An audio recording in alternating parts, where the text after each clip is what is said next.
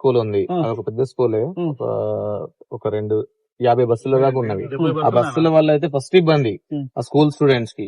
ఆ పిల్లలు families bikes అనే బండ్ల మీద వెళ్తున్నారు, ఆ బండ్లు స్కిట్ అయిపోయి పడిపోవడం అనేది కూడా జరిగింది. పిల్లలు సైకిళ్ల మీద రావడము, వాళ్ళ కూడా స్కిప్ అయి పడడం అనేది కూడా ఉంది. అండ్ ఇంకా ఫ్యామిలీస్ అనేది కూడా రావడం పోవడం అనేది చాలా ఇబ్బంది అయిపోయింది. ఇది ఆల్రెడీ రోడ్స్ చేసి కూడా, ఈ డ్రైనేజ్ చేసి కూడా 6 months అవుతుంది. ఇక ఈ రోజు చేస్తారు అని వచ్చి ట్యాక్స్ కూడా కలెక్షన్ చేసుకున్నారు మధ్యలో వచ్చి. వాళ్ళు ఇంతకు ముందు ఇంటింటికి వచ్చి కలెక్షన్ చేయకపోయేది, ఇప్పుడు మధ్యలో వచ్చి ఇంటింటికి వచ్చి ట్యాక్స్ కలెక్షన్స్ కూడా అయిపోయినాయి, చేసుకున్నారు. అప్పుడు అనుకున్నారు కొందరు జనాలు ఏమనుకున్నారు అంటే, అరే ట్యాక్స్ దీనికోసం.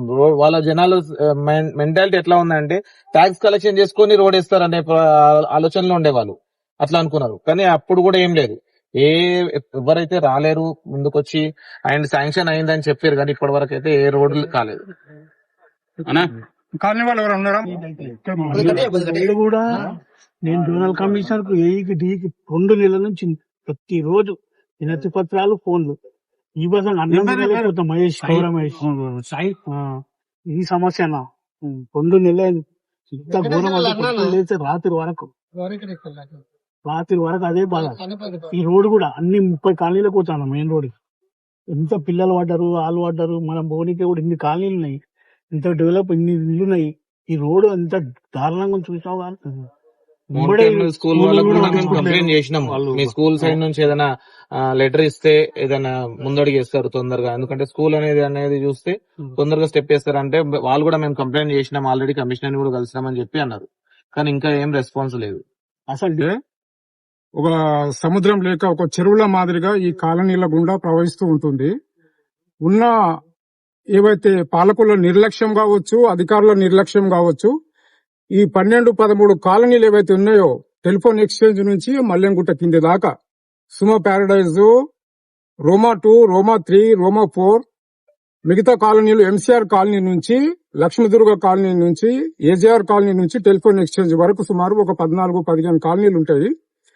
మనకు గ్రావిటేషనల్ ప్రకారంగా ఇదంతా లోతట్టు ప్రాంతాలు కాబట్టి అప్పుడున్న పాలకులు ఒక ట్రంక్ లైన్ మాదిరిగా నిర్మాణం చేస్తుంటే ఈ సమస్య ఉండకపోవచ్చు. ఇంతకుముందు ఉన్న కార్పొరేటర్లకు వాళ్ళకు సఖ్యత లేక ఇక్కడ దీన్ని, ఈ లైన్ ఏదైతే ఉందో ఇక్కడ నుంచి అక్కడ కలిపేస్తుంటే ఈ ప్రాబ్లం అక్కడ ఉత్పన్నం కాకపోవు. నిన్న అయితే మేము చూసినాము, మా కంప్లైంట్లు వస్తే టెలిఫోన్ ఎక్స్చేంజ్ దగ్గర, టెలిఫోన్ ఎక్స్చేంజ్ కాలనీ ఎదురుగా ఒక పెద్ద సముద్రం, ఈయన ఇంటి ముంగట్ని డ్రైనేజ్ మేనల్ పోయింది. ఆ మేనోల్ కూడా సొంతంగా ఖర్చులు పెట్టుకుని మేనోల్ వాళ్ళు కట్టించుకున్నారు. అక్కడ మేనోల్ బ్లాక్ అయిపోయింది. అదంతా పోయి పక్కకుండే ఓపెన్ ప్లాట్ లా అదొక ఇంకుడు గుంత లేక అయిపోయింది. పబ్లిక్ రావడం పోవడం ఇబ్బంది అవుతుంది. పిల్లలకు ఇప్పుడు ఆ కాలనీ వాస్తవ్యులు చెప్పినట్టు స్కూల్ పిల్లలు వెళ్తుంటారు, ఈ రోడ్ మీద సైకిళ్ల మీద వెళ్తుంటారు, నడుచుకుంటూ పోతుంటారు.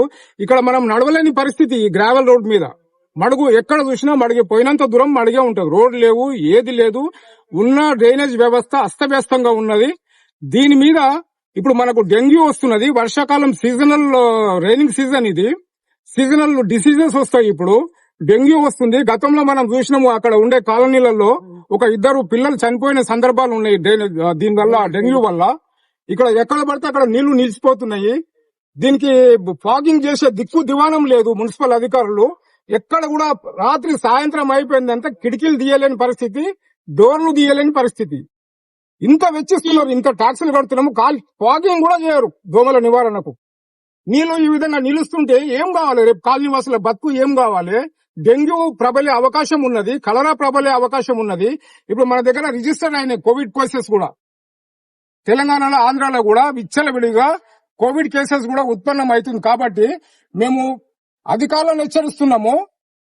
ఇక్కడ స్థానిక మంత్రి గారు మొత్తం దీన్ని గాలికి వదిలేసింది. ఆమె ఎక్కడ కూడా ఏ డెవలప్మెంట్ కూడా ఆమె చెప్పినా గానీ అధికారులు కూడా ఆమె మాట వినడం లేదో మరి ఏంటో నాకు అర్థమైతే లేదు. కానీ ఇది ఒక్కటే కాదు, ఈ 12 కాలనీల సమస్య కాదు. బడంపేట్ కార్పొరేషన్ లో ఎన్ని గ్రామాలు ఉన్నాయో, ఎన్ని డివిజన్లు ఉన్నాయో, ఆ డివిజన్లలో అన్ని కాలనీలలో ఇదే ప్రాబ్లం ఉన్నది. ఇంకా కొద్దిగా ముందుకు వెళ్తే మీకు మెయిన్ రోడ్ మీద బార్ ఉంటది. ఆ బార్ ఎదురుగా అయితే మొత్తం డ్రైనేజ్ రోడ్ల మీద వాడుతున్నది. అదొక సముద్రము, డ్రైనేజ్ మురికి కుప్పం. అది అక్కడ పట్టించుకునే నాదులు లేడు. ఎంతో కంప్లైంట్, ఎంతో మంది కాలనీవాసులే కాదు, బయట అక్కడ ఉండే డివిజన్లలో కూడా చాలా మంది కంప్లైంట్ చేసినా గానీ ఏ ఒక్క అధికారి కూడా స్పందించడం లేదు. ఆ నిలిచిపోయిన బ్లాక్ అయిన డ్రైనేజ్లను పూడిక తీతే పనులు చేయడం లేదు ఇంతవరకు కూడా. ఏం చేస్తున్నారు అధికారులంతా? అక్కడ వచ్చి కూర్చుంటే సరిపోతుందా? పర్యటన చేయాలి కదా, శానిటేషన్ సిబ్బంది పర్యటన చేయాలి. ఇప్పుడు మనకు వస్తుంది, ముంపు వస్తుంది మనకు. ఇప్పుడు ఇంతవరకు కాలం కాలే, ఇప్పుడు చిరుజల్లులకే ఈ విధంగా తయారైపోయింది. రేపు భారీ వర్షాలు పడితే ఏం కావాలి? కాలనీలు ఎక్కడ పోవాలి? ప్రజలు ఎక్కడ పోవాలి? మళ్ళీ మనకు పోయినసారి ఏదైతే ఇన్వాళ్ళకు వచ్చేసిందో మురికి, పడవలేసుకొని తిరిగినాము. ఒకవేళ భారీ వర్షాలు పడితే మళ్ళీ పడవలను తయారు చేసుకుని మళ్ళీ తిరగవలసిన పరిస్థితి ఏర్పడుతుంది. కాబట్టి అధికారులను, మున్సిపల్ అధికారులను హెచ్చరిస్తుంది భారతీయ జనతా పార్టీ. సరి అయిన ముందు చూపుతో ఇప్పటి నుంచే మీరు పర్యవేక్షణ కార్యక్రమాలు చేయండి. శానిటేషన్ అధికారులను పంపండి.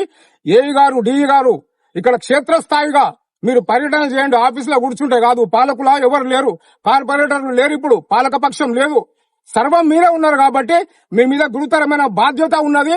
ఎవరైనా కంప్లైంట్ చేస్తే ఇమీడియట్లీ స్పందించవలసిన అవసరం ఉన్నది.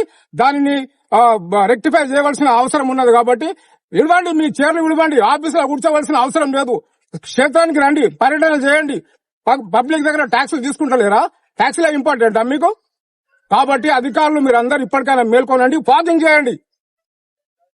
ఇది సమస్య కానీ అదేవిధంగా స్ట్రీట్ లైట్లు, రోడ్లు ఏవైతే ఉన్నాయో అవన్నీ కూడా ఇప్పటికే అధికారులందరూ కూడా దృష్టికి తీసుకోవడం జరిగింది. ఇది ఇప్పుడే వచ్చిన సమస్య, ఇది 4-5 సంవత్సరాల నుంచి కూడా జరుగుతూనే ఉన్నది.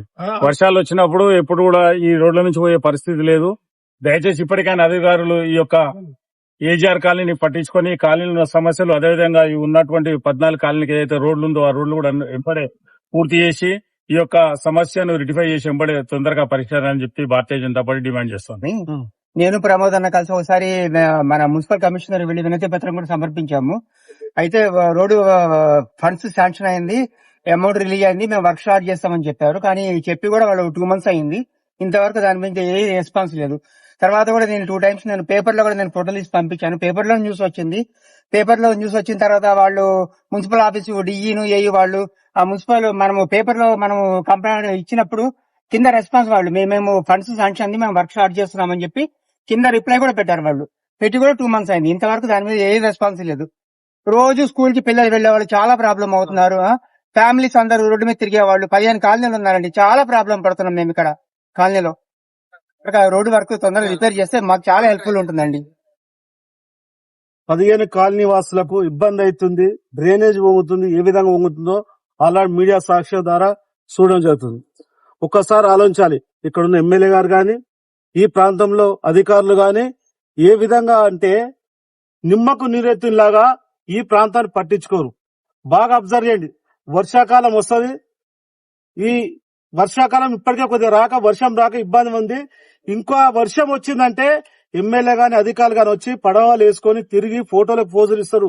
అనేక సార్లు ఈ ప్రాంతంలో నిన్న ఎమ్మెల్యే గారు నిజంగా ఎందుకు సమీక్షిస్తలేరు? ఈ ప్రాంతంలో కార్పొరేటర్ లేరు కాబట్టి దీన్ని మొత్తం సర్వం చూడాల్సిన బాధ్యత మీది.